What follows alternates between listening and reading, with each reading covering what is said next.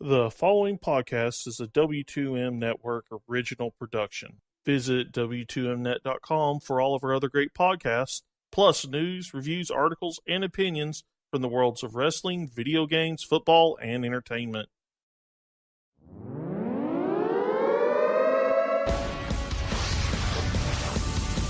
Wrestling to the Max Smackdown Review.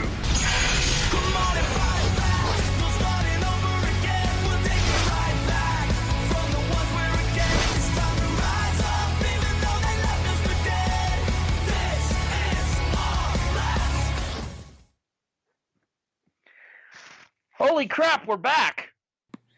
Huzzah! How'd that happen? Magic! Oh, I know how it happened. I know how it happened. You finally found someone to review the cluster fudgesicle that is Raw with you. Yep, I found another victim. That's a good way to put it. I mean, granted, it's been much better recently, but you can listen to our thoughts on that over on the Raw review. So be sure to go check it out. Let's go ahead and tell everybody who we are, and then you can tell them who you are with your partner for Raw. Shall we? Okay. Because it's been a while, so we should probably remind them who we are. Good. Although most of them should, keyword there should, go listen to it now. Should go listen to the kickoff, and should listen to the kickoff anyway, so they should know who we are.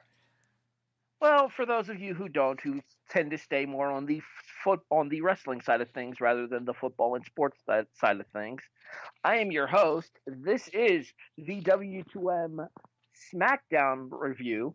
Are we calling this the Wrestling to the Max Smackdown review, or are we going W2M Network Smackdown Live review? What are we doing? Whatever you want to do. I don't think it really matters at this point. Whatever. Anyway, I'm your host, much like I am for the kickoff. My name is Harry Broadhurst. That man over there, the other voice that you're hearing, is Brandon Biskobing. Hello. And the unfortunate soul who Brandon suckered into doing the Raw review with him is Cedric Cologne. He won't be here on SmackDown. He's only doing Raw because apparently he hates himself.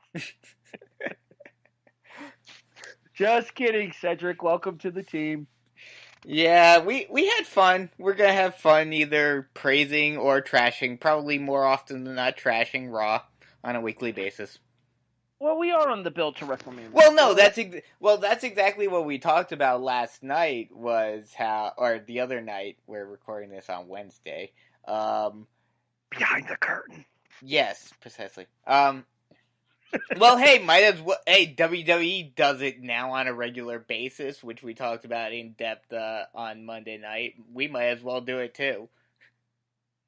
But yeah, we talked about how this is the road to WrestleMania, and we've said it year in and year out on the road that the show always starts getting better and edgier and feeling more like days of old, and then come June it's back to same old, same old. Well, there's actually a little bit of reason to be somewhat optimistic going forward. Oh, I agree, and I said that myself. The reason being is with April having Backlash back where it belongs, as I understand it. The big one for me is they've moved Money in the Bank up to May this year. Mm-hmm. So where are they? Are they? I guess they moved Extreme Rules back to June. I haven't seen the full schedule yet. Yes, Extreme Rules is actually, I think Extreme Rules may be July and Backlash may be June. I'm not sure. Well, WrestleMania in April, so I guess that makes sense. Mm-hmm.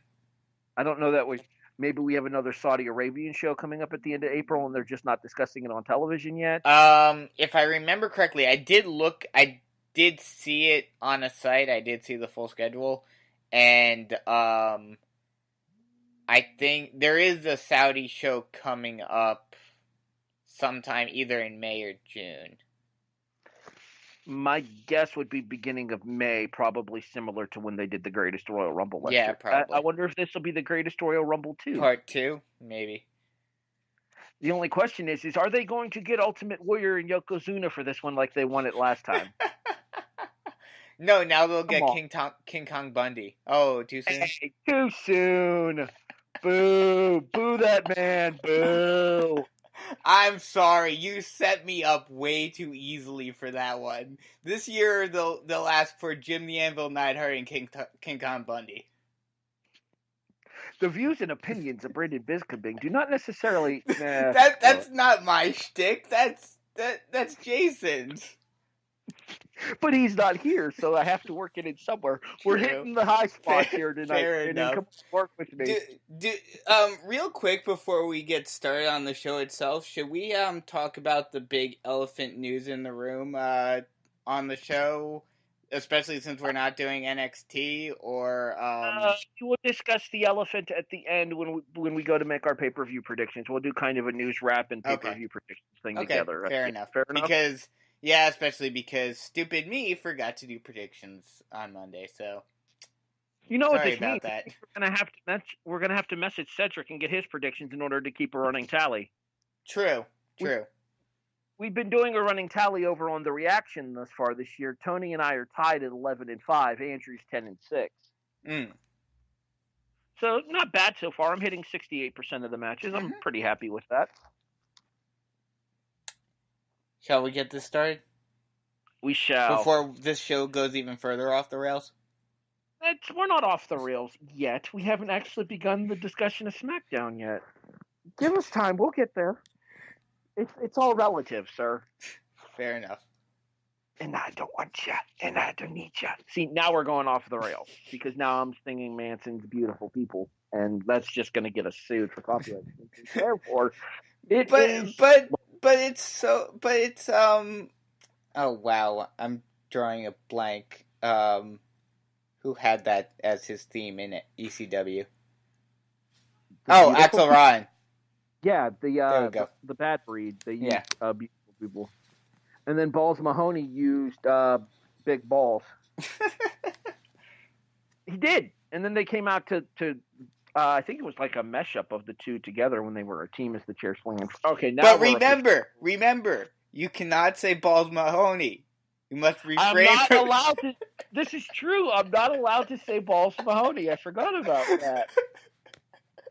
Please refrain from saying Balls Mahoney. Okay, we're good. Man, we really are hitting the high spots, aren't we? Yeah, we are. All we need is one more, but then again, he's not on the show, so we can't do it. I have a few that we're going to work in still, don't worry. Fair enough. Remember, there are matches on this show, and you know what that means. Oh, yes, I do. Did you do that with Cedric on the Raw Report? Yes, I forgot on the first match, I forgot to do it because I kind of segued right from the promo right into the match, so I forgot to do it, but after that I did it for the rest of the matches. And did he respond in the affirmative? Yes, he did. Hi, Wilford. Like that? It wouldn't be a W2M podcast that you're on without Wilford trying to make an appearance. Nope, of course not. The only thing missing is Tori in the background. She's going to hear this and want to kick my ass. All right, let's move on. Yep. It was March the 5th when this show happened, but we're recording this on March 6th, as Brandon mentioned there.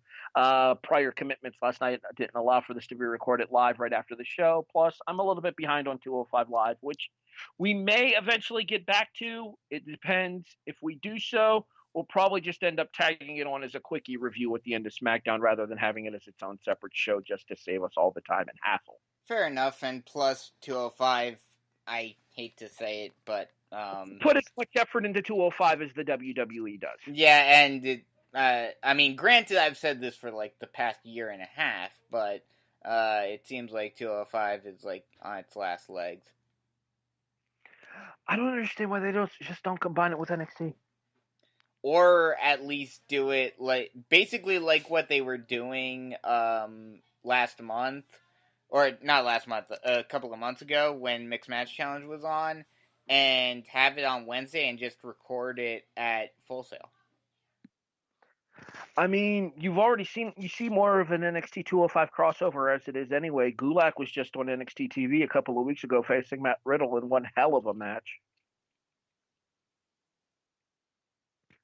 This is true, and also a lot of former NXT guys have now transitioned over to 205, like Carrillo and now Lorcan in the tournament. So I don't understand why you just don't. I don't understand why you can't just put the cruiserweight title on NXT. They need a secondary title anyway. Well, they already have a secondary title. They have the North American title, but now they don't have a heavyweight champion. We'll talk about that a little bit later on. Dun dun dun. Dramatic reverb. Playing the part of Eric Watkins tonight will be Brandon Biskobing. As I mentioned, we're just stepping on everyone's toes tonight, aren't we? Screw it. We wouldn't be us if we didn't. All right. So, as mentioned, it is March the 5th. I almost said January 5th because I've lost track of time in the course of how long it's taken us to set up this show. And we open this episode of SmackDown with the SmackDown Live Heavyweight Champion, Daniel Bryan, coming out with his heavy Rowan, who apparently, much the same way as, well, pretty much every big guy when they get up to the main roster, has lost his first name. Well, yeah, of course. Isn't that the way things go, where everyone loses one name? I mean, I have to figure out the full name and go through everyone who's lost their, one of their names over the last couple of years. But I would love to make just like a giant cluster name of like, oh, this is going to be like the biggest tag partnership in the world.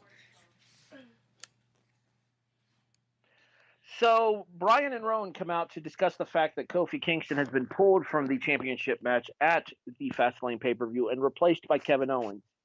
Bryan says that it's kind of ironic that the man who throws away copious amounts of pancakes was replaced by the man who eats copious amounts of pancakes.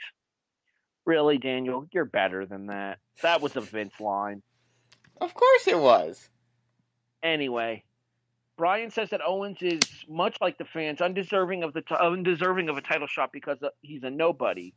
But in the same point, that makes him dangerous because he has nothing to lose, whereas Bryan has everything to lose because Bryan is the planet's champion. At this point, Owens comes out and discusses the fact that if Bryan is going to compare him to the WWE Universe, he's perfectly okay with that because for the 6 months that Owens was off of television, he found himself as a member of the universe watching the shows with his family once again. They go back and forth for a little bit, and eventually Owens makes his way into the ring and tells Bryan that if he wants to get some again tonight, he can, just like he got that stunner last week on SmackDown. Rowan gets in Owens' face. Owens and Rowan, easy for me to say, but that's all folks, end up slugging it out, and a Kerry Von Erich face claw choke slam by Rowan lays out Kevin Owens as the scene goes to black. Man, that was difficult to keep up with all the Owens and the Rowans. Rowan-D, Owen-D, whoa. Ooh-wah! Wrong show. Your thoughts on the opening segment? Yeah, I mean, it was pretty good. I read this somewhere and somewhere else, and I kind of agree with it. But at the same time, I understand why they had to do it. But it's kind of weird, like, Vince is, especially now, is supposed to be like this uber heel again, that in this crazy old man who's, just taking people out of matches on a whim. And, Kevin was the latest incarnation of it. Yet now, and I mean, they kind of started it last week with Kevin asking for the match against, or asking to team with Kofi and everything.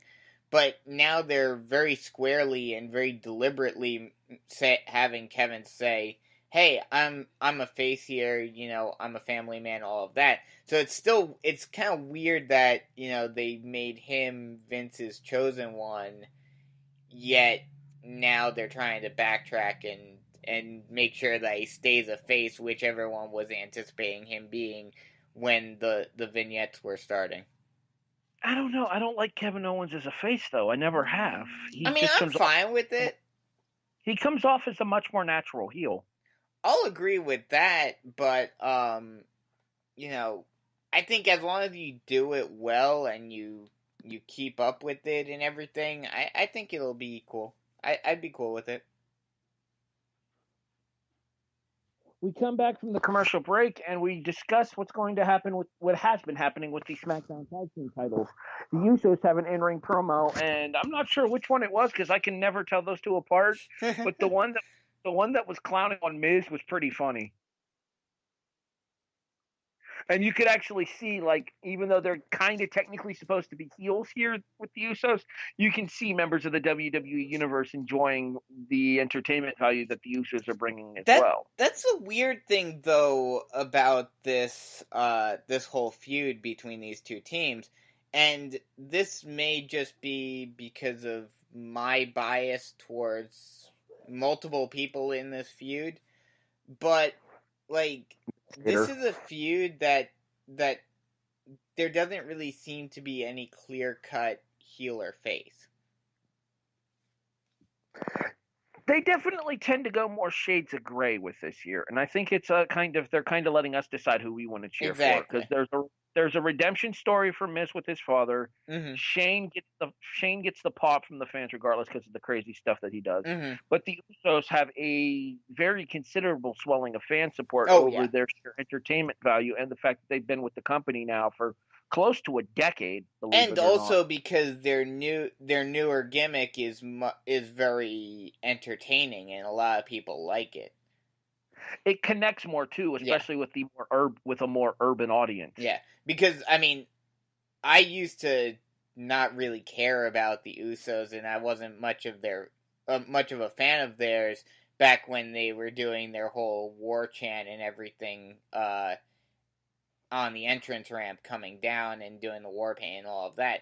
But now with this new gimmick, I've gotten behind them ever since the brand split. This leads to singles action as our opening contest, scheduled for one fall, sees The Miz take on Jey Uso. I'm glad that they were able to tell them apart to tell us who was in the match. The match itself ends up breaking down, as these matches are wont to do. When Jimmy tries to help Jey with a submission hold, Shane leaps off the ring steps to clothesline Jimmy. Jey takes out Shane with a baseball slide dropkick, goes to suicide dive onto Shane, and Miz picks him out of the dive into the skull-crushing finale for the finish at 6 minutes and 10 seconds. I just thought of something with with how you mentioned how they told us which one was competing. How much you want to bet Vince has to ask them, like, on a weekly basis? Okay, which one of you is which? God damn it, pal! Which one are you? I could totally see that. Yeah. See, the long-running joke was that Naomi couldn't tell them apart either, but that's neither here nor there. Regardless. As we come back from the match itself here, what did you think of the match, real quick, before we move on? I mean, the match itself wasn't that bad. It wasn't anything spectacular, but it was a good, solid match. It got everything, got everything involved that they wanted to. Created all this suspense, getting us prepared for the pay-per-view on Sunday. Wilford hates Miz. Yeah, well, welcome to the club. Unfortunately, Wilford's opinion is not allowed to air on the show on a regular basis. Sorry, Will. Anywho. Don't give me no sass. I'm hoping that the show is still running and they can actually hear him barking and I'm not just talking to myself. Oh, it is. Unfortunately. Okay. All right, let's pause real quick. Apologies for that, everybody. I know that you actually caught me calling for the pause on air there.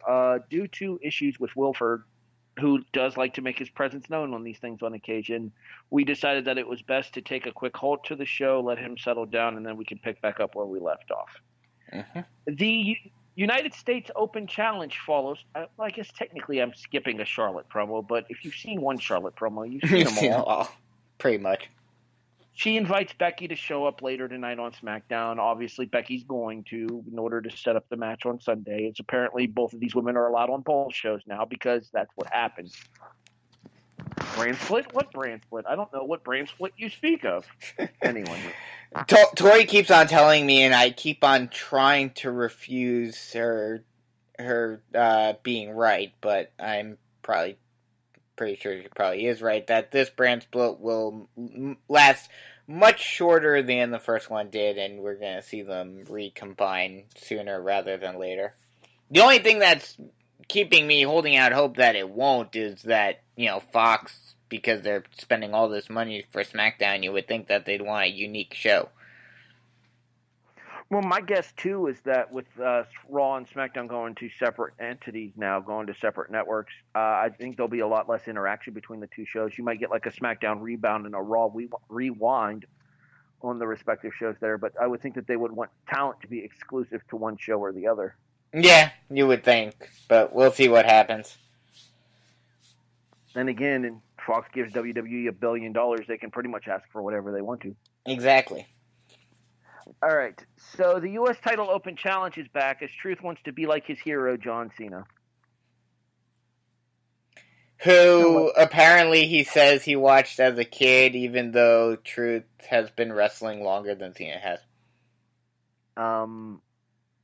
It's Truth. I mean, it's hard to hate the guy. Come on. But see, oh no, I agree with you, and I know that this has kind of been his shtick for a few years now, that he doesn't understand things and he's basically like a senile old man.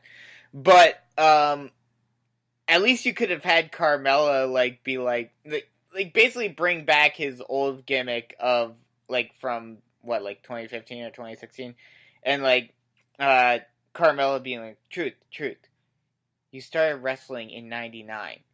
He's like, oh, I did. Sorry. My bad. That one's on me, y'all. That one's on me. Technically speaking, Cena was wrestling in '99. He just wasn't in the WWE. Yeah. Neither here nor there. We move on here. So, once again, Truth issues the U.S. title open challenge. It is answered first by Samoa Joe, then by Rey Mysterio, then by Andrade Cien Almas. Your ring announcer goes to announce that this is a fatal four-way, and Truth rather hilariously tries to back out. It's like, wait, what? I didn't agree to this? Apparently, nobody told Truth that he has to cap his open challenge at one person, otherwise multiple people will respond. 3 last week, 4 this week. There you go. You mean 2 last week, 3 this week? Well, 3-way last week, 4-way this week. Yeah, I know. I know that Truth is involved in the match, therefore 3 and 4. Yes, I know. Anyway. Your next contest, scheduled for one fall, is the aforementioned Fatal 4-Way for the U.S. title. And for the first time in his WWE career, Samoa Joe is a singles champion, having won the U.S. title, pinning Andrade with a Uranagi. No, Uranagi! Never mind. Still funny. Anywho, at 14 minutes and 45 seconds aired. Real quick, before we discuss the match, Lacey Evans had her Lacey bomb during Truth's Open Challenge, and Truth was ready to whoop that trick, which I thought was hilarious. Don't even get me started. I did enough of my Lacey rant last week, or on Monday. I don't need to do more. It's stupid. Stupid. That is all.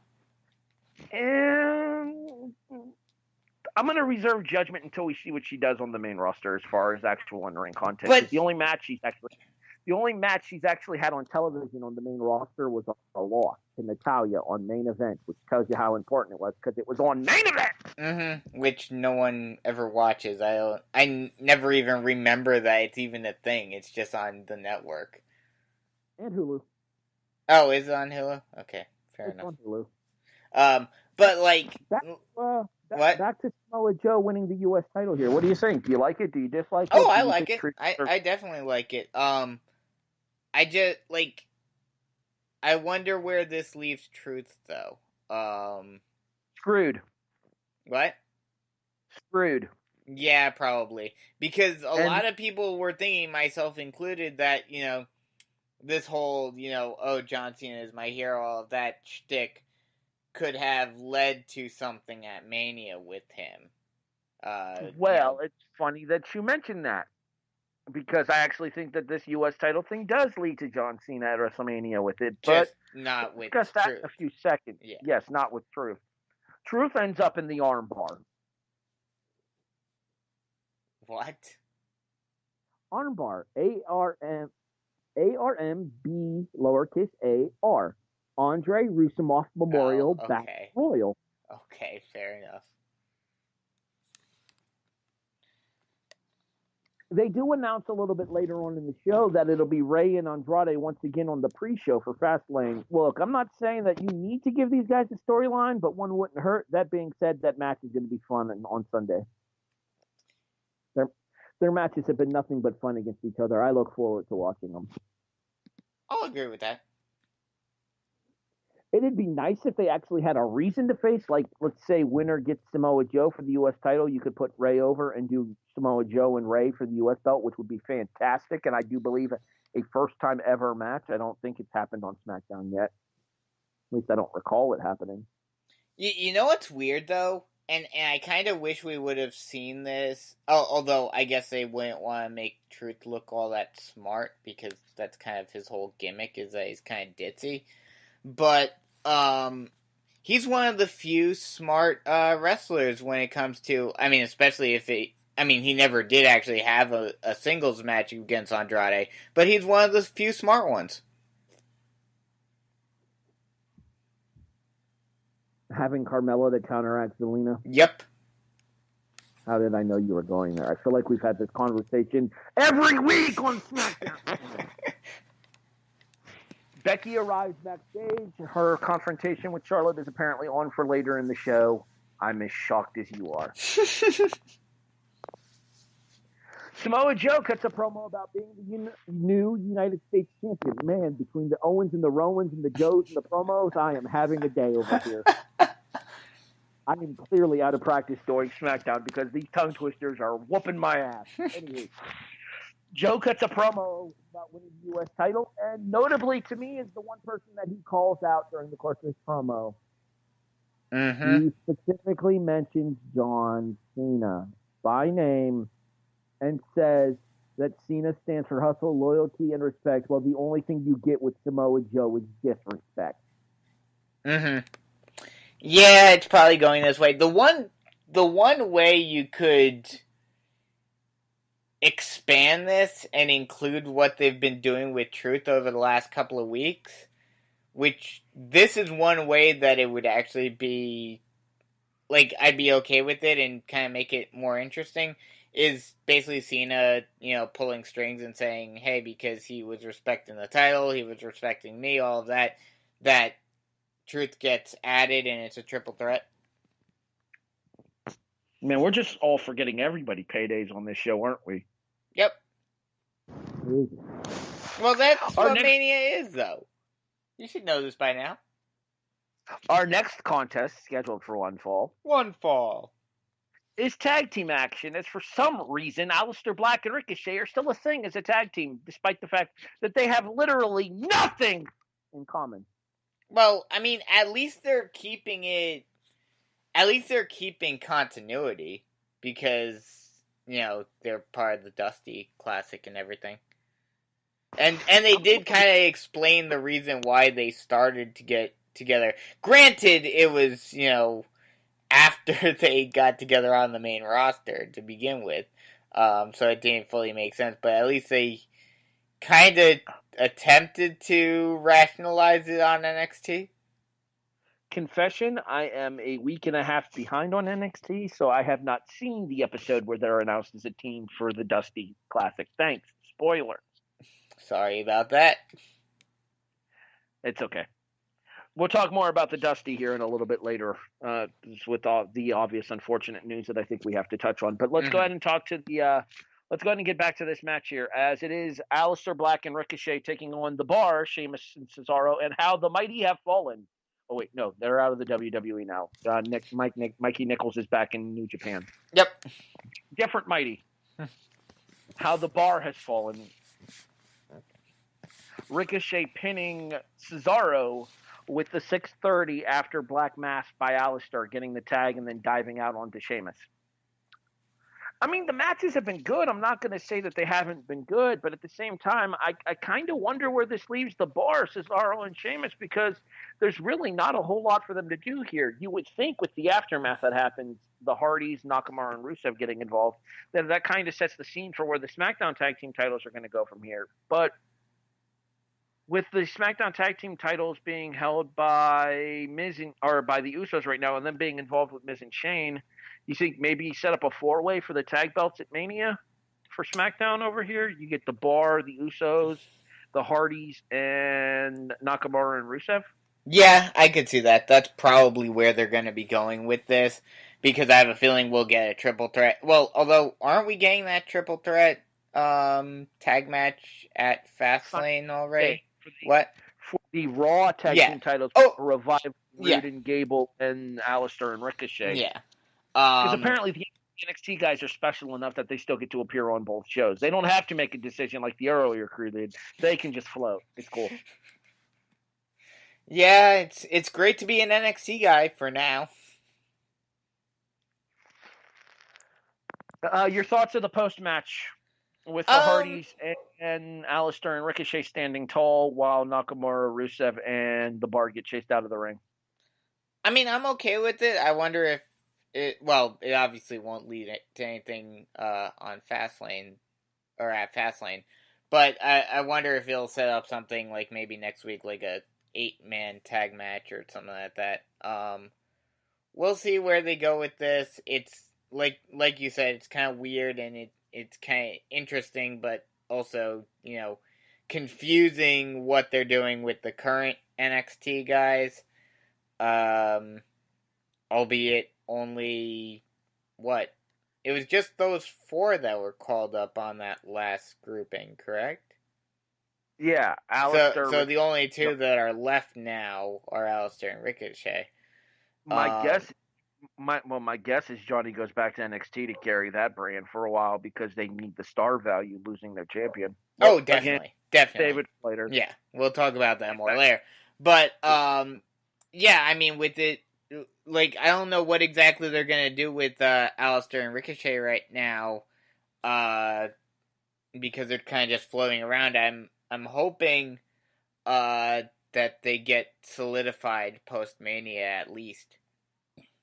Well, my guess here is, because the rumors are that Raw is going to be more of the entertainment show, where SmackDown is going to be more of the sports show. My guess is that Alistair and Ricochet both end up on SmackDown. Yeah, you're probably right there. But then again, you have, they're going to have another, or at least I would assume, that they'll have another shakeup before that happens. Because normally they have one post-Mania, and they also have one post-SummerSlam. Well, all the more reason for them to end up on SmackDown. They have 2 different opportunities to get placed there. Although there's a rumor of an international superstar shakeup as well. So, hell, Aleister Black may end up in NXT UK. That would be weird. But we'll see. That's going to be very interesting to see how that whole thing works. I honestly think the international superstar shakeup is just a way to bring Pete Dunne to Raw. But that's just me. Probably. And it may also just be a name just based off the fact that it's in Montreal. Our next contest scheduled for one fall. One fall. And it's already over. Mandy Rose taking on Naomi. Sonya Deville hops up onto the apron to distract Naomi. A knee strike from Mandy, and I'm going to give credit to my Raw Reaction co-host, Andrew Balas here. The bed of roses for the finish. The Implant Buster. I like that name. It worked.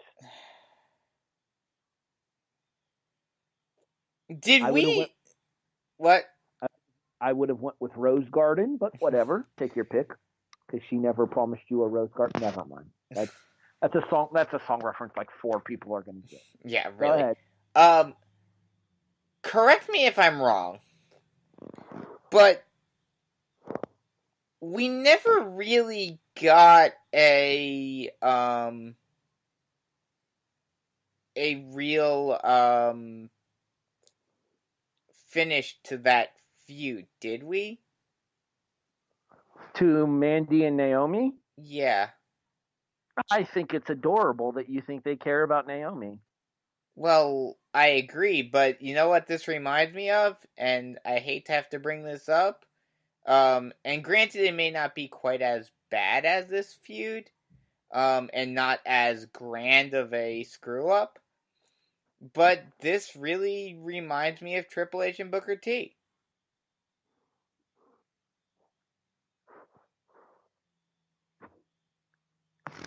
I'm not even going to touch that because I have thoughts on that will probably get us kicked off of W2M. Yes. But, So, I mean, because Mandy has been so despicable in this whole feud, and yet Naomi has hardly gotten any revenge. well, that's because Naomi's just there right now. And Naomi's spinning her wheels, whereas they need Mandy for Challenger of the Month for Asuka. Oh, I agree as to why they made this such a squash. This time around, it's very disappointing.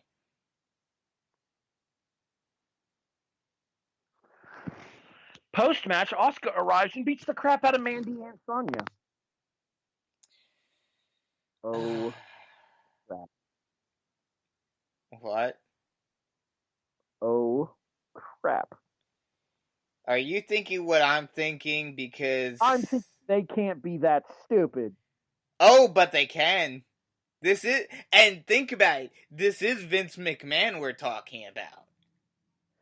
So help me. We'll talk about it when we do our predictions. Yeah. AJ Styles backstage promo talking about the fact of Owens versus Bryan for the title at Fastlane and that Kofi got screwed. Randy Orton arrives and tells AJ that AJ's talking about somebody else getting a title shot other than AJ. No wonder it took AJ so long to get here. Tongue-in-cheek asshole Orton is the best Orton. And I do believe that this is a singles match that has never happened outside of the brief interaction that they had in the Gauntlet. So I'm actually looking forward to this as one of the Mania matches if it happens as rumored. They didn't face at all. I mean, granted, it was in like multi-man matches, but they haven't ever been in like a multi-man title match or anything like that. I don't think, to my knowledge, they've never been in a match where they are singles opponents against each other outside of the Gauntlet and the Elimination Chamber.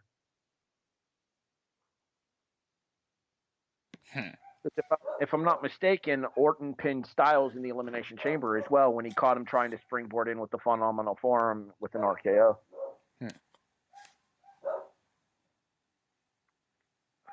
We move on.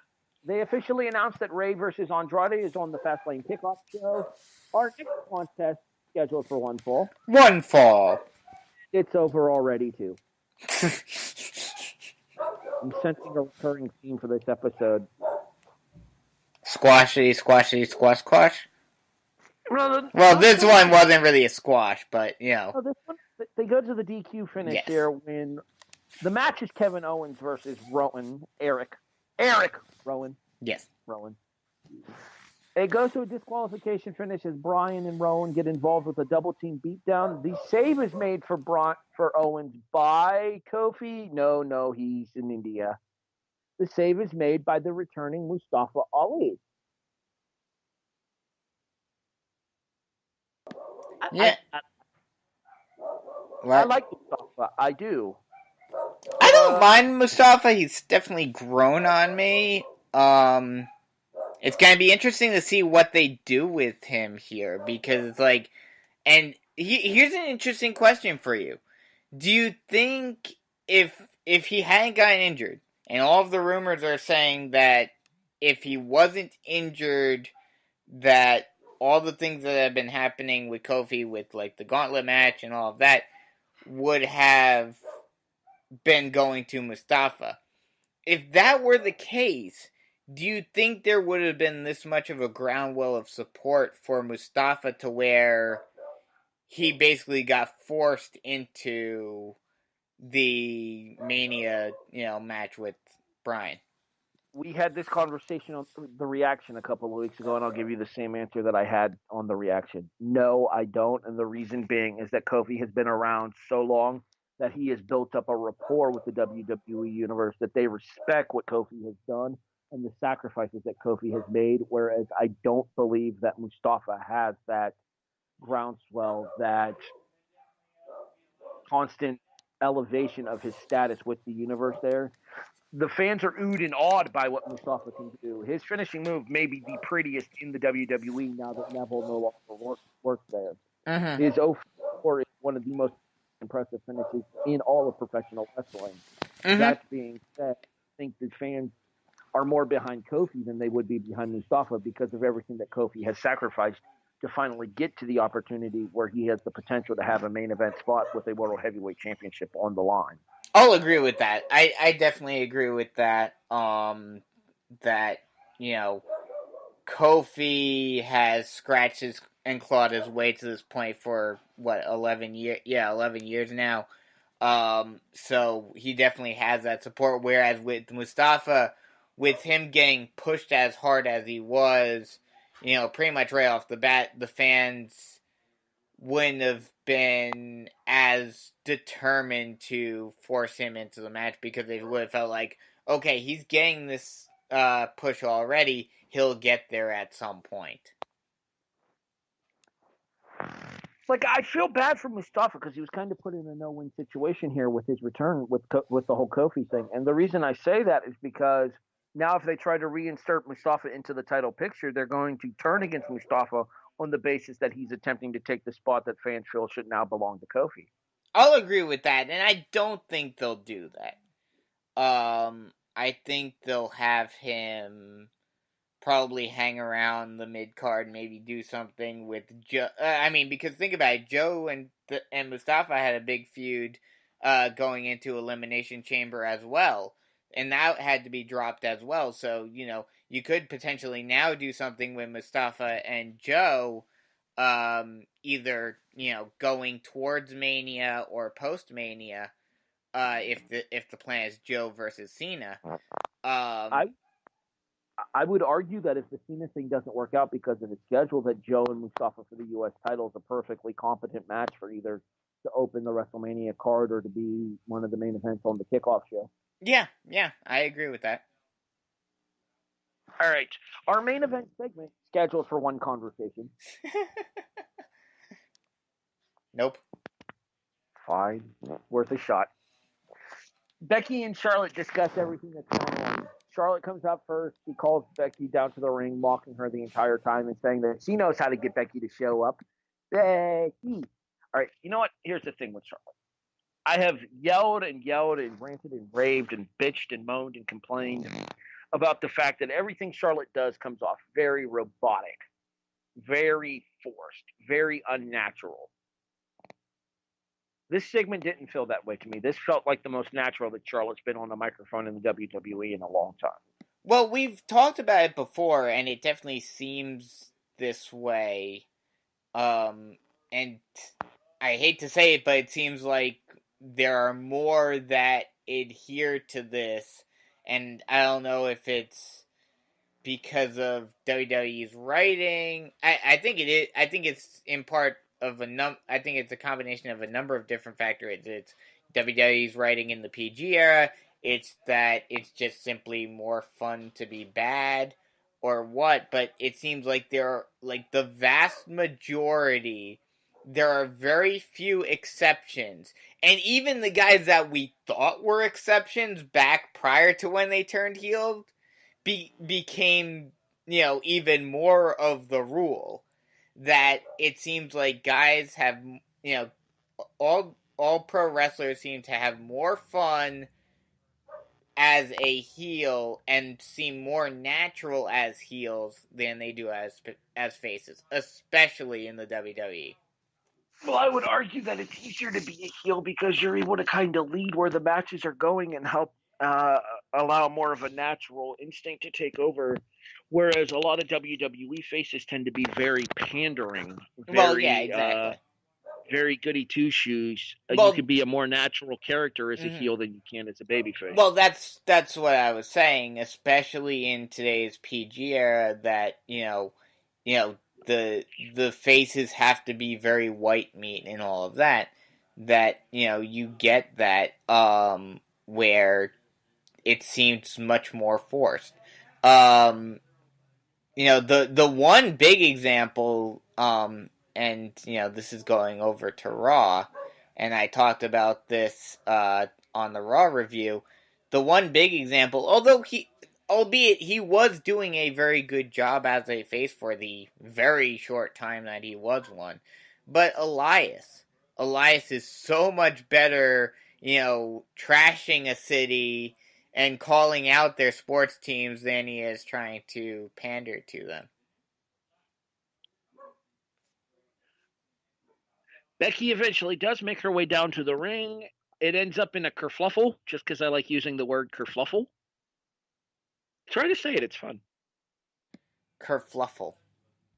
See, it's impossible not to smile when you say kerfluffle. Yeah, I'll give you that.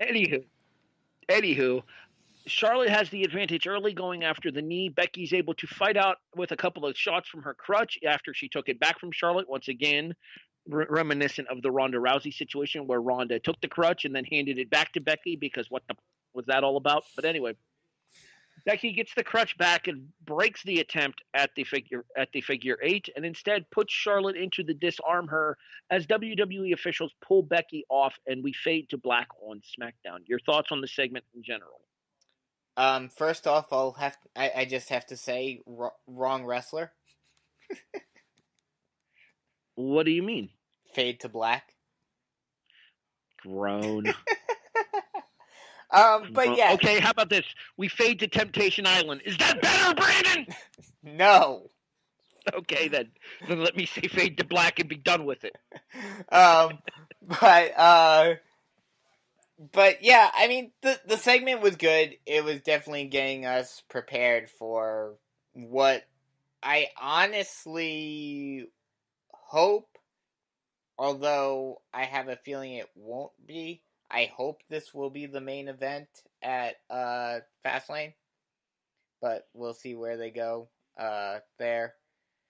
But yeah, I mean, this is definitely the most intriguing storyline that they've had on the road to WrestleMania. And it's still kind of very, we seem to have a much more clear-cut way of getting to what they've been, what has been rumored for months now. So it'll still be a very fun match. These two always put on good shows. I'm going to agree that I think the match will be entertaining, although I think that Ronda's probably going to end up showing up and taking away some of the focus from this match, which I don't like. My assumption here is based on how we went off the air tonight is that Charlotte flukes her way into a victory, and then Becky goes on a rampage over the course of the next couple of weeks leading up to Mania to get added to the match anyway, because that's what happens. I mean, I could see it potentially. If it happens, though, and I know people have been using comparisons to this ad nauseum now, but I think it's just too convoluted for me. Like, I know they use similar things with Stone Cold and everything during the Attitude Era, but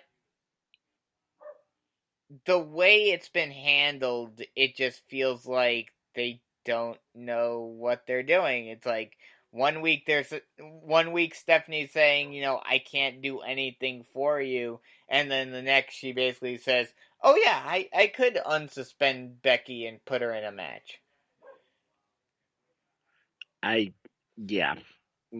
Don't get me started on the whole Stephanie involvement on all this either. It's because one day she's a face, one day she's a heel, the next day she doesn't know what the hell she is.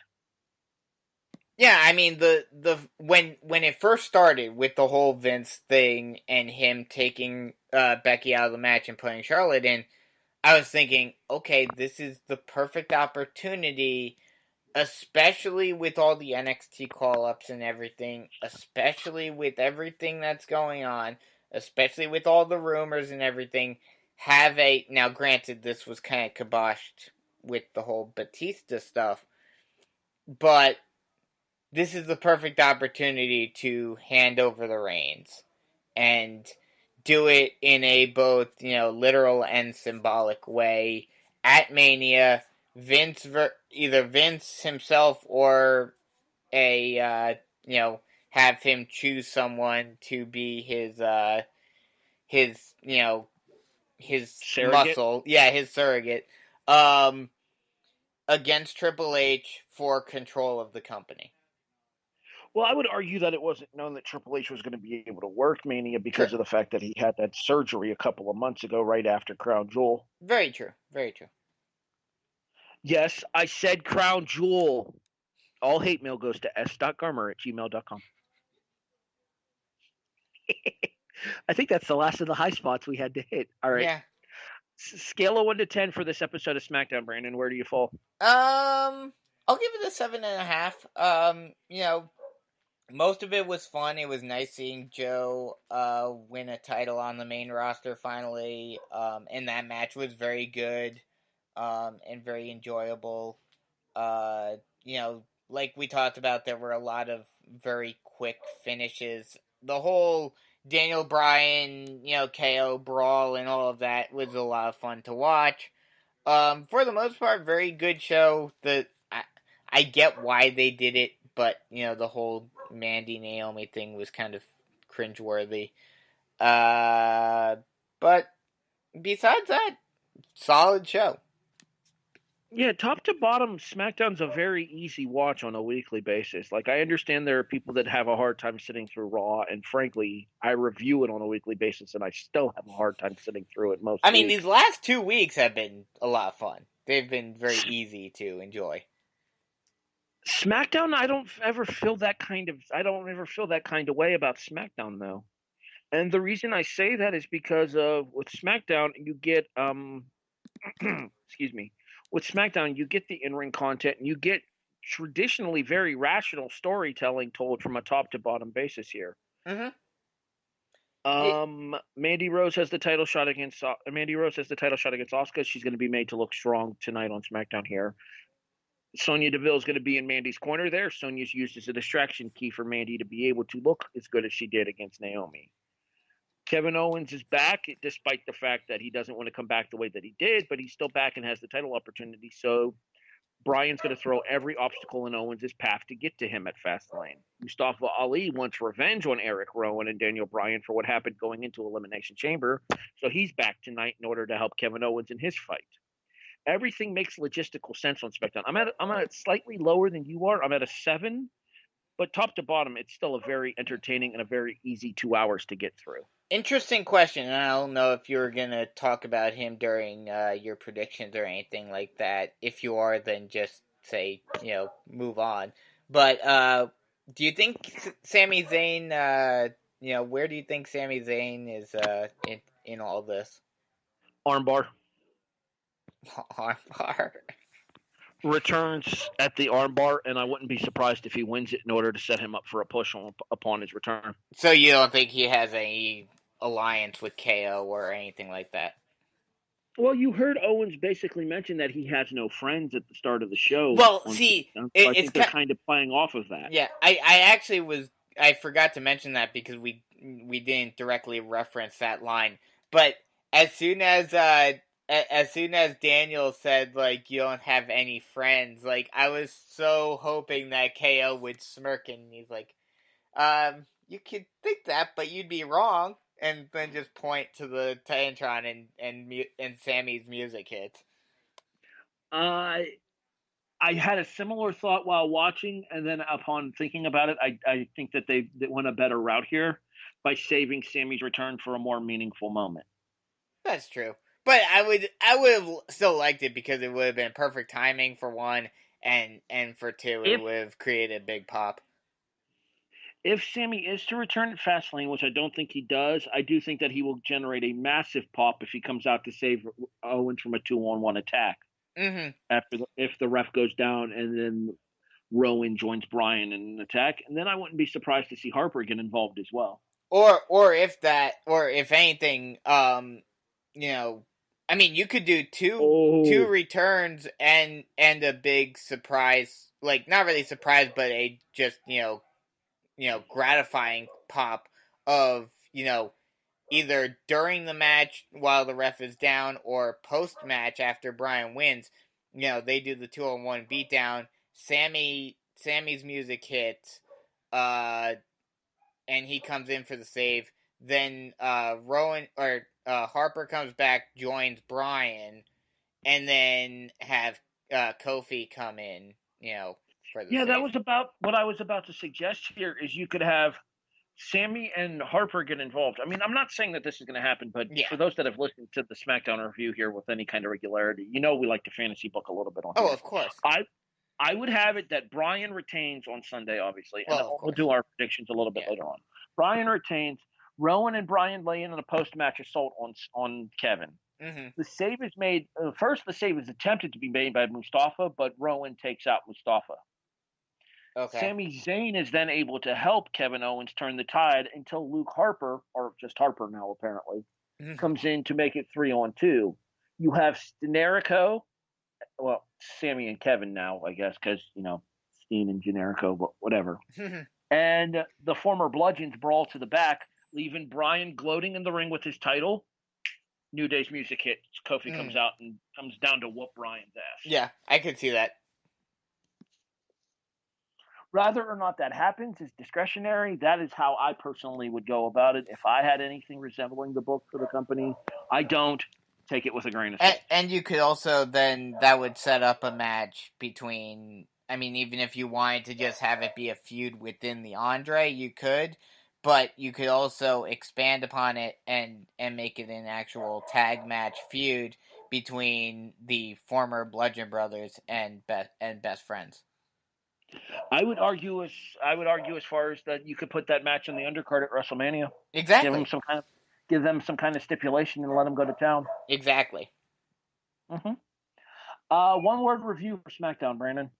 We'll bring this one back. I'll say solid. It wasn't, anything spectacular, but, for what they had to do as the go-home show for Fastlane, prepping all of the matches that they needed to prep, it was a solid show and a good way of getting fans ready and excited for Fastlane.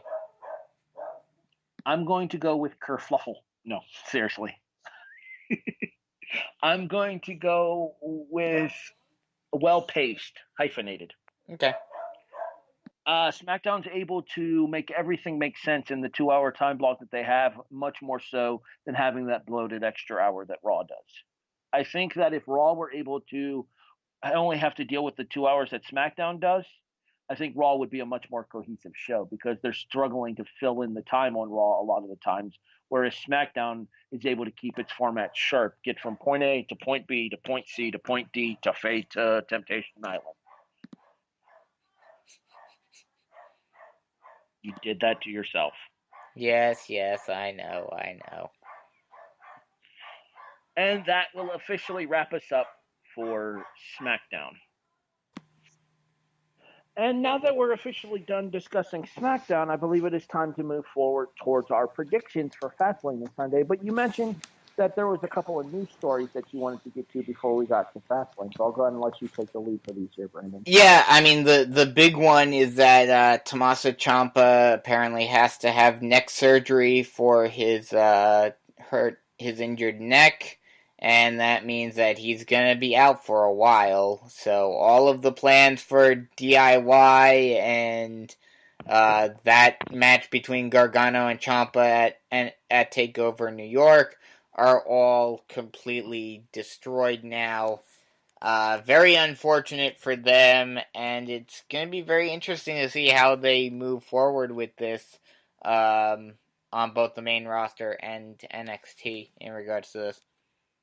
Well, we kind of teased my thoughts on this a little bit during the course of the show, in that I feel that Gargano goes back down to NXT full time in order to carry that brand. Mm-hmm. Don't get me wrong. I'm not saying that there aren't a lot of capable people done in NXT right now, as is, because there are, and there are several more that just recently debuted at the Performance Center who I think could be on NXT television tomorrow, and nobody would bat an eye for the independent wrestling fans among us. Oh, yeah. One of my favorite independent wrestlers, as a matter of fact, just recently got signed to NXT, and hopefully will be making his impact on NXT very soon, and that would be Albert Hardy, better known to independent wrestling fans as ACH. Oh, okay.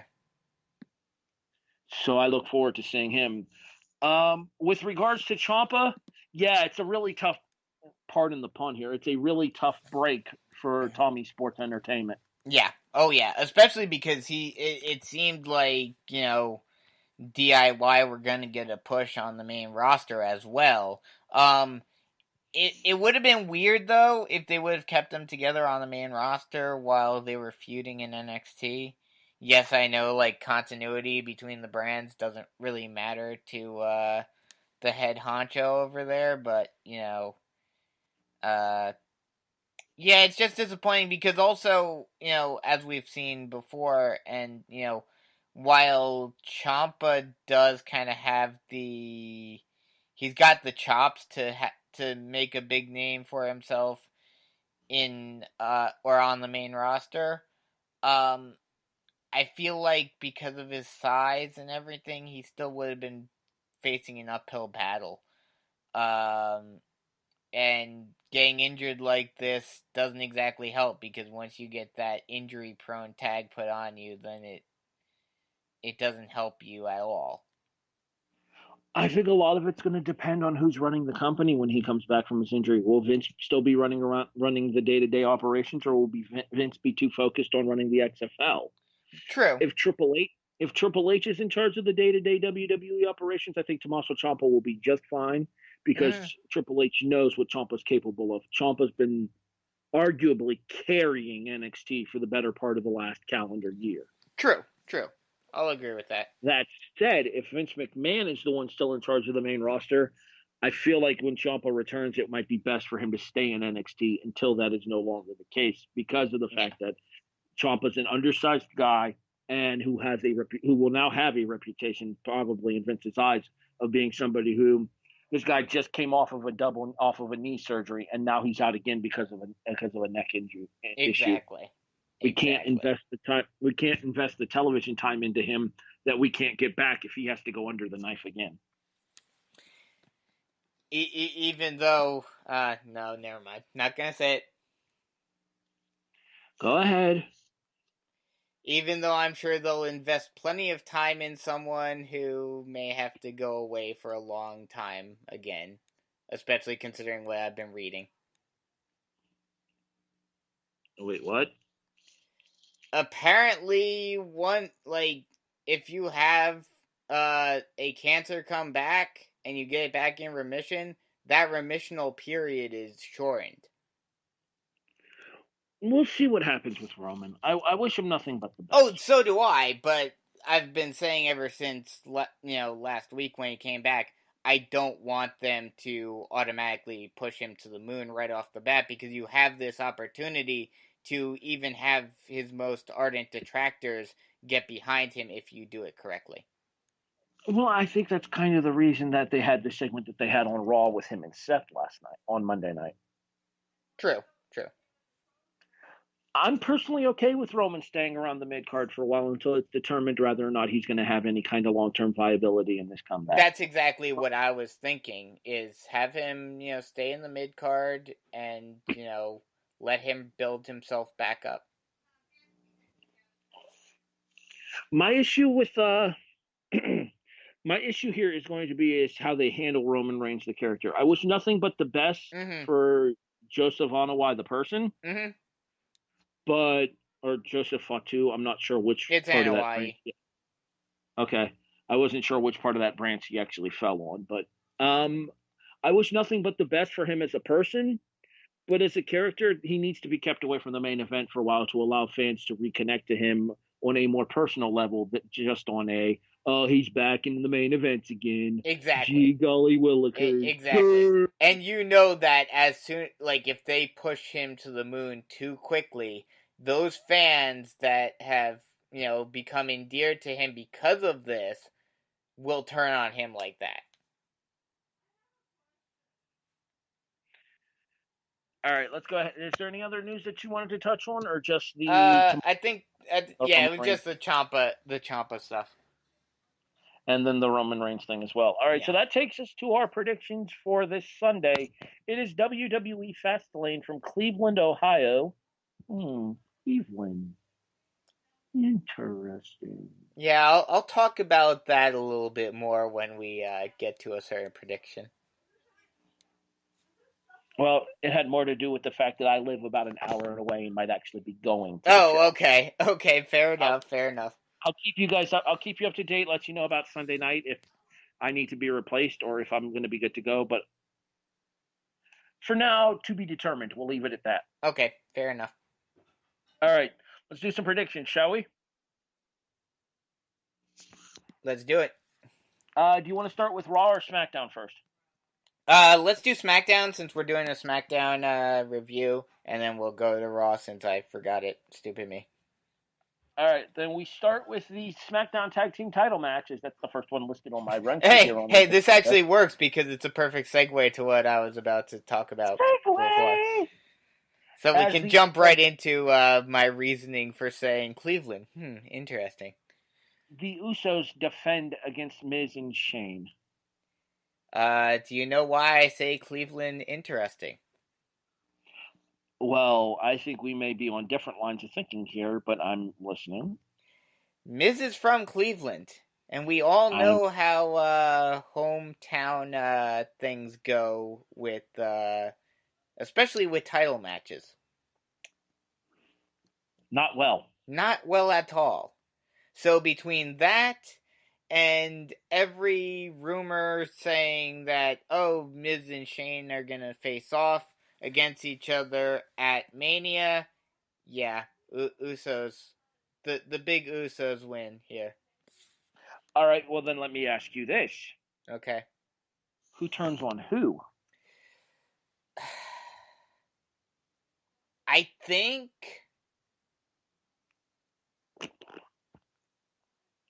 I'm not 100, part of me is saying because of how, everything is going with Miz and, what his character has been like over the last couple of months with the whole Shane thing and everything, and with the reality TV show and all of that, and with him having a family and everything, I think it's Shane I think it's going to be Shane turning on Miz, more than likely.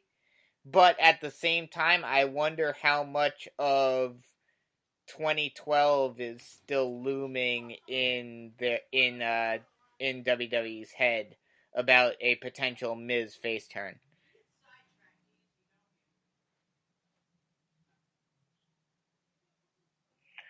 I'm going to say that neither one of them turns. It's kind of a surprise. They go into WrestleMania with a mutual respect situation going on. And how do you build the match then, though? Because if there's Miz wants if you would let me finish, I will explain. Okay. Miz wants an opportunity to prove that he can go with the Shane McMahons that would impress his dad. He said that his dad was a huge fan of Shane because he lives life with no fear. Miz wants the opportunity to prove that he can have a similar kind of match. So he wants Shane, and he wants Shane in his specialty. He wants a street fight with Shane to prove that he can show no fear and that he can take out the man that his father is so proud of and prove that he is every bit the performer that Shane is. If that's really the case, and I doubt they do this, although it would be a way to endear a lot more people to Miz, and if you really wanted to have Miz have a true face turn, this would be a no doubt knock it out of the park way to do it. But I don't think Miz has the athleticism or bravery to do it. But flip the script, have it be a Hell in a Cell match. I don't think you can do Hell in a Cell at WrestleMania again so soon. I'll agree with that. But after having just done Shane and Taker 2 years ago. Okay, then can you figure out any other way where, because a street fight, while yes, like you can have him do certain things, it's not as spectacular. Like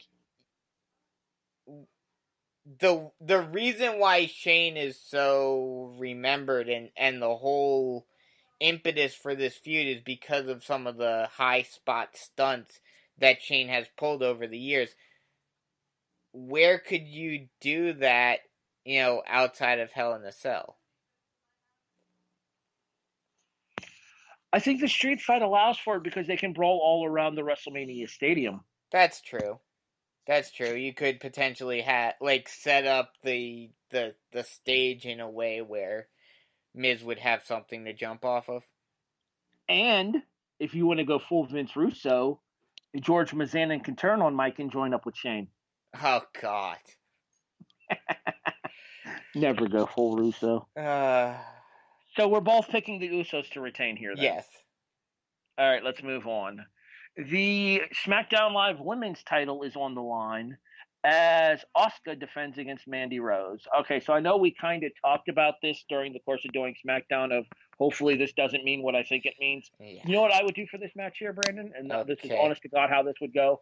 Okay. Bell ring, back fist, Asuka lock, tap out.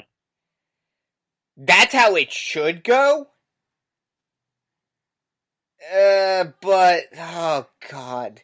They've just disappointed. I hate to say it. And yes, she's improved somewhat. But I hate to say it, but Asuka feels like Bray now. Where no matter what they do to try to build her back up, it just doesn't, no matter what they do now, you're always going to have in the back of your mind, when are they going to screw her again? I want to say Asuka retains. But my official prediction I'm going to say is that Asuka retains. I'm going to hold out hope that Asuka retains. But I just have this bad foreboding feeling that Vince is going to be like, oh, she's amazing, she's gorgeous, we got to put the title on her.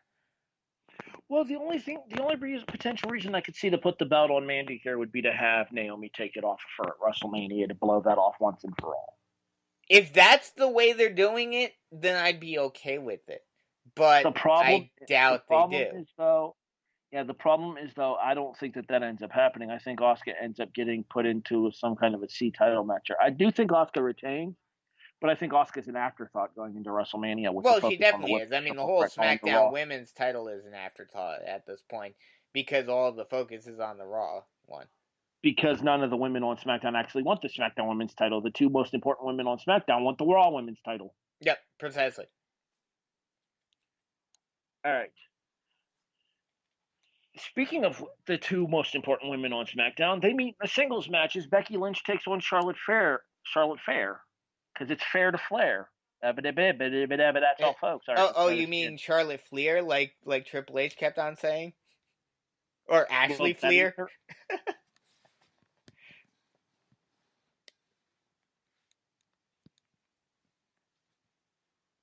Yes. Was that long enough for you to get the point of my discontent at your shop and shoot names? Okay.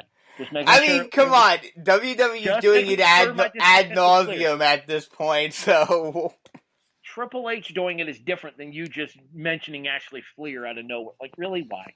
Unnecessary. Anyway. Because you almost messed up and actually said it. No, I said Charlotte Flair because it's fair to Flair. I went Bobby Heenan, actually. Fair enough. Anywho, Becky and Charlotte. Becky wins. She's added to the WrestleMania match. Charlotte wins. Becky's not added to the WrestleMania match.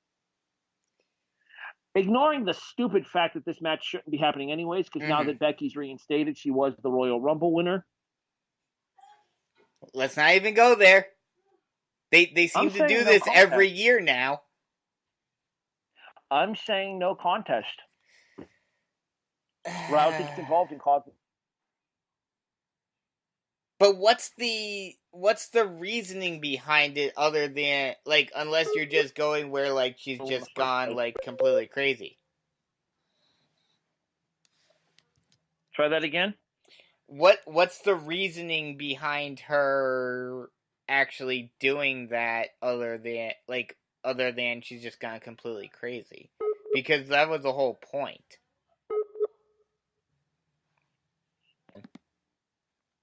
Well, the obvious answer to that to me is, think about this here. Causing a double disqualification, she can inflict injury to Charlotte, and at the same time, Becky has to win this match in order to get back into the triple threat.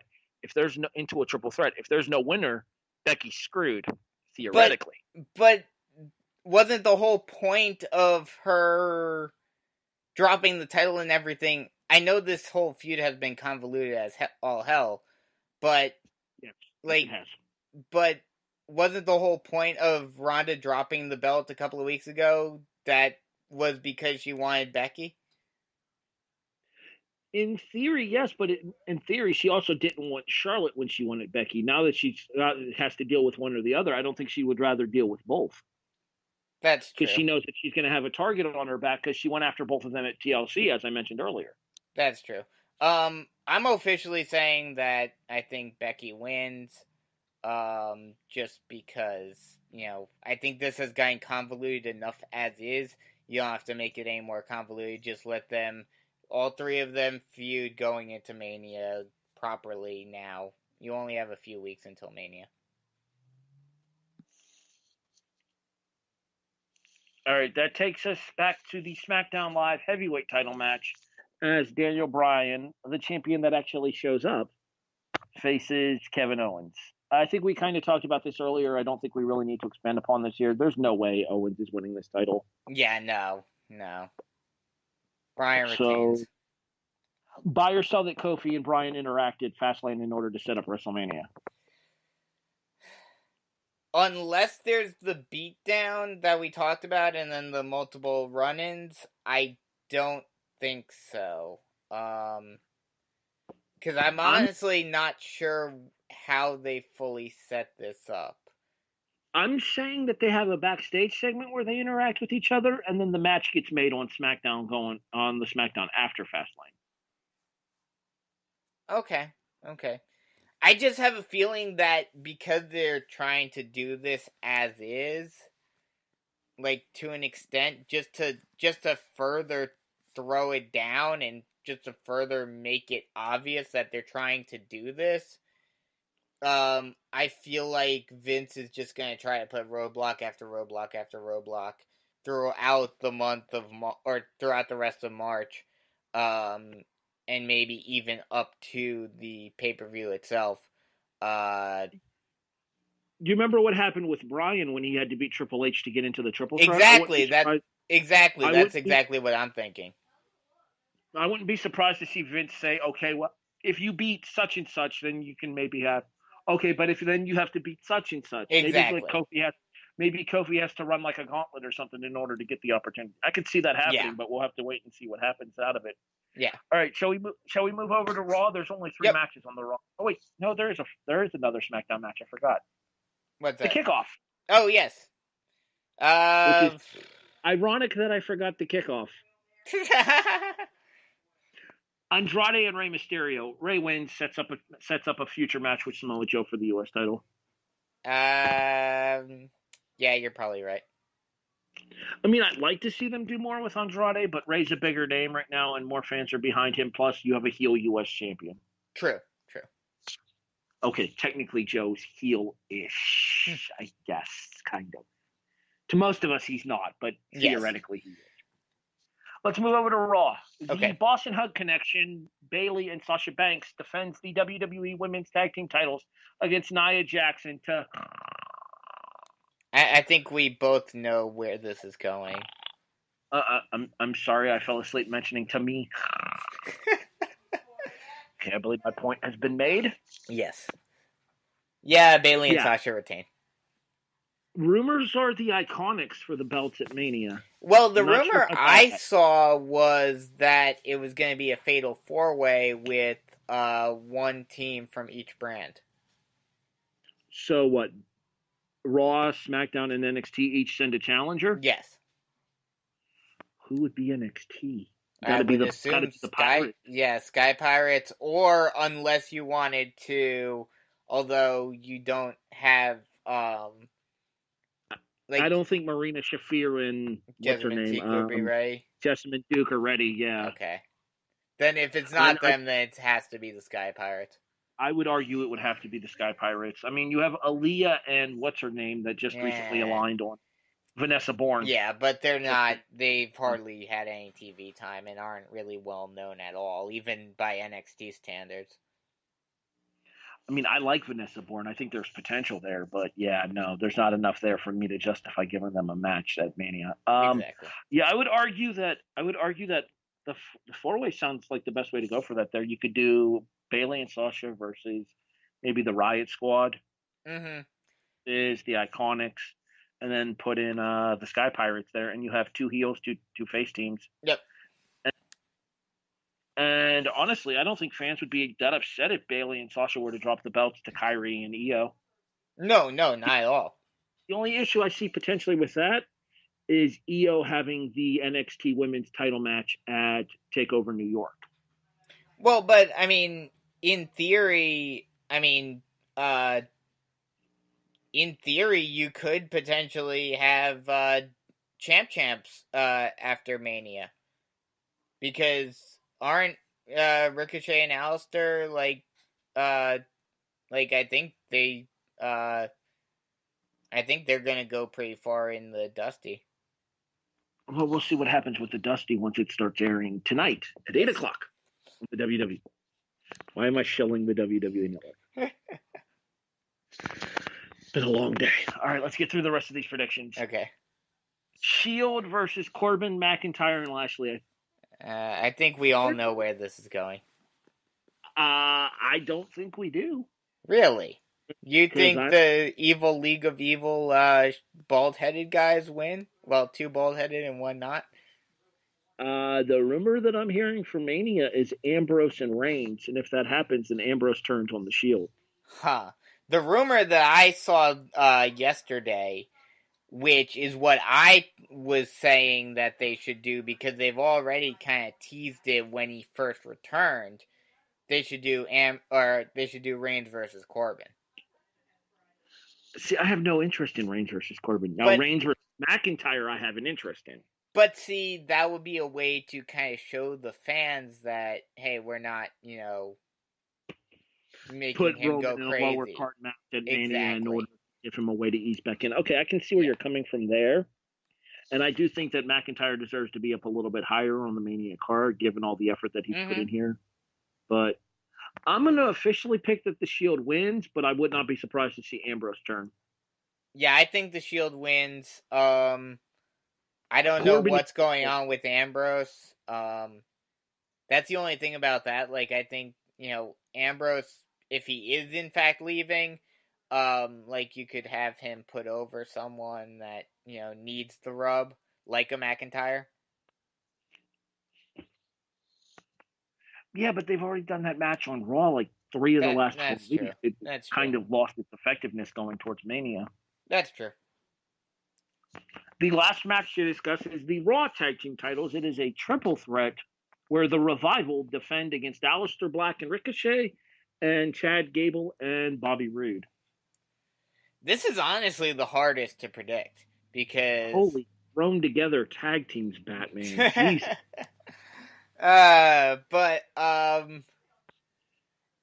Because just based on how they've been pushing them, you would think, Aleister Black and Ricochet are the odds-on favorites. But I don't know. I know this kind of went down the tubes pretty quickly, But, like, I feel like they're still trying to hold the Revival down. So, like, they're gonna have them retain, I think. Revival retain. Gable eats the fall off a shatter machine. Dash gets the pin. Mm-hmm. Sounds about right. There you have it, folks. The SmackDown Live review for the W2M Network is back. Yep. Rather that's a good thing or a bad thing is kind of discretionary. I'll let you use your judgment. But for now, we are back. So what's going on with you and Cedric Colon over on Monday Night Raw?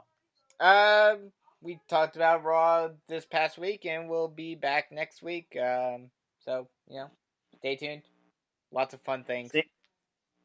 Same Raw time, same Raw channel? Yep. We got to get you guys a shtick. We've kind of just been stealing all of yours. Well, they do say that imitation is the sincerest form of flattery. I say, screw that, I want royalties. No soup for you. No. Oh, how dare you soup Nazi me? I don't even like Seinfeld and I got soup Nazi'd. It's a show about nothing. Sorry. All right. Eventually, once Brandon actually gets around to watching the shows in question. Yes. How the War Was Won will make its debut here on the W2M Network as well. I've officially got the 2 July pay-per-views watched. I watched the August Clash of the Champions. I do still need to watch SummerSlam, and that will put me 8 days away from the launch of WCW Monday Nitro, the battle for Monday nights between the WWE and WCW. Well, WWF, technically. They hadn't gotten the F out yet. Yep.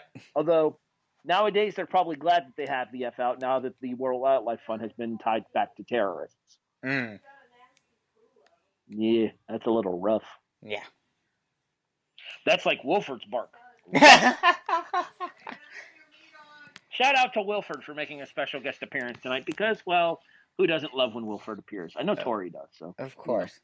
Got that going for her. Where else can people find you, Brandon? They can find me on Twitter at Bisco_GothamSN, on Facebook, in the Wrestling to the Max group, posting weird memes.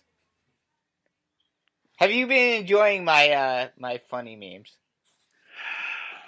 This Momo shit is about the dumbest stuff I've ever seen. Did you see my Fickle Rick? I'm not a Rick and Morty fan, okay. So it didn't affect me. Tony Momo did crack me up a little bit. I'm not gonna. I did kind of. I know just because I know how many Cowboy fans are in that group chat. Oh, of course. So yeah. Although you know what would really be funny if he was predicting a play while the meme was happening. Future upgrade reference. There you go.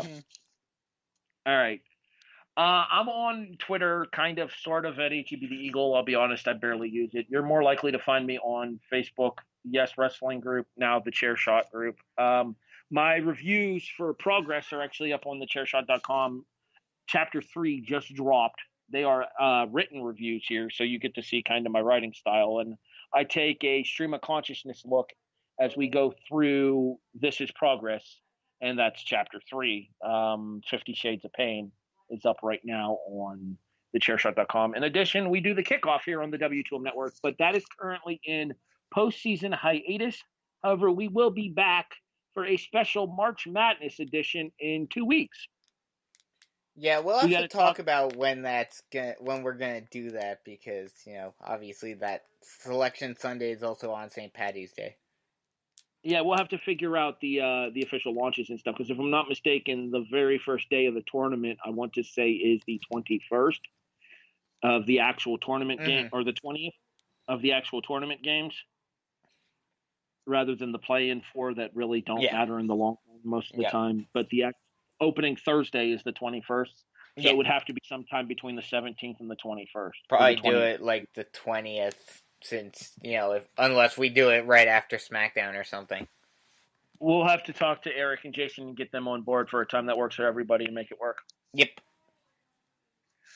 that's going to officially wrap us up. Thanks for listening, everybody. Glad to be back. We'll talk to you next week with more of the Wrestling to the Max SmackDown live review here on the W2M Network, online at W2Mnet.com. Also, you can find us on all of your favorite podcast listening devices, iTunes, iHeartRadio, Spreaker, Stitcher, Podbean, CastBox.